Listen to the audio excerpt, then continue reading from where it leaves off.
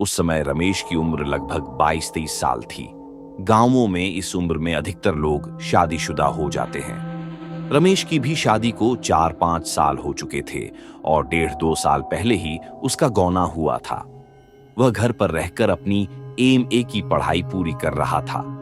जब यह घटना घटी, तब वह एक 20 से 25 दिन की बच्ची का पिता बन चुका था। रमेश की पत्नी बहुत निडर स्वभाव की थी। एक दिन उसने अपनी निडरता का परिचय देते हुए सुबह 4 बजे उठकर नित्य क्रिया के लिए अकेले ही घर से बाहर जाने का निश्चय किया।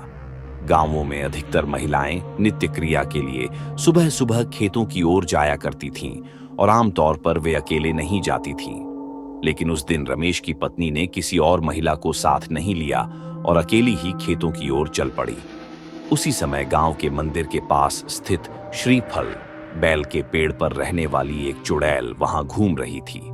वह रमेश की पत्नी का पीछा करने लगी और अंततः जब वह घर वापस लौटी, तब उस पर पूरी तरह हावी हो गई। सुबह जब रमेश जागा और घर के कामों में लग गया, तो उसने देखा कि उसकी बच्ची रो रही थी, लेकिन उसकी पत्नी पलंग पर बैठी गुनगुना रही थी।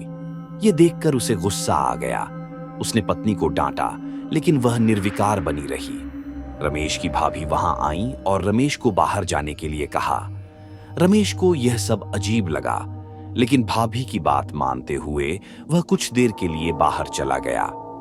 घर में अन्य महिलाएं भी इकट्ठी हो गईं और धीरे धीरे आस पड़ोस के लोग भी वहां आने लगे। गांव में ऐसी घटनाएं जंगल की आग की तरह फैलती हैं, खासकर जब बात भूत प्रेत की हो। रमेश ने अपने कमरे में बैठकर अपनी पत्नी से पूछा, कौन हो तुम? लेकिन उसकी पत्नी केवल मुस्कुराती रही। रमेश ने फिर से सख्ती से पूछा, तो इस बार वह बोली, मैं पंडित जी के श्रीफल के पेड़ पर रहने वाली चुड़ैल हूं।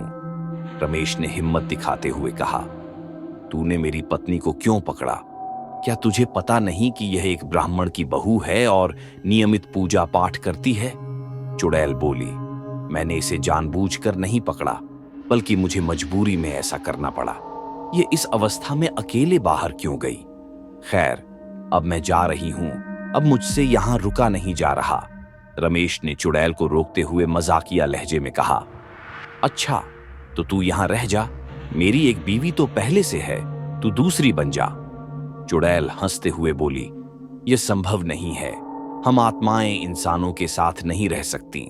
फिर वह बोली, हमारे पास अपार धन दौलत है, लेकिन उस पर हमारे लोगों का पहरा रहता है। अगर कोई इंसान उसे लेना चाहे तो हम उसे बर्बाद कर देते हैं। रमेश ने फिर गंभीर होते हुए पूछा, क्या तुमने भगवान को देखा है? भूत प्रेत असल में क्या होते हैं? क्या तुम पहले इंसान थी? चुड़ैल ने गहरी सांस लेते हुए कहा, भगवान क्या है मुझे नहीं मालूम, लेकिन कुछ ऐसी आत्माएं हैं जिनसे हम भी डरते हैं। हम पूजा पाठ करने वालों से दूर रहते हैं और मंत्रों से डरते हैं। रमेश ने फिर पूछा, तुम पहले क्या थी? तुम चुड़ैल कैसे बनी? लेकिन चुड़ैल ने इन सवालों को अनसुना कर दिया और घबराकर बोली, अब मैं जा रही हूं, अब और नहीं रुक सकती, वे आ रहे हैं। इतने में कमरे में रमेश के दादाजी आ गए और गुस्से से बोले, रमेश, ये सब क्या हो रहा है? मजाक बना रखा है? रमेश कुछ कहता, इससे पहले ही उसकी पत्नी अचानक बदली हुई सी लगने लगी। उसने जल्दी से अपनी साड़ी का पल्लू सिर पर रखा, पलंग से उतरकर नीचे बैठ गई और धीरे धीरे मेरी बेटी, मेरी बेटी कहती हुई अपनी बच्ची को गोद में लेकर दूध पिलाने लगी।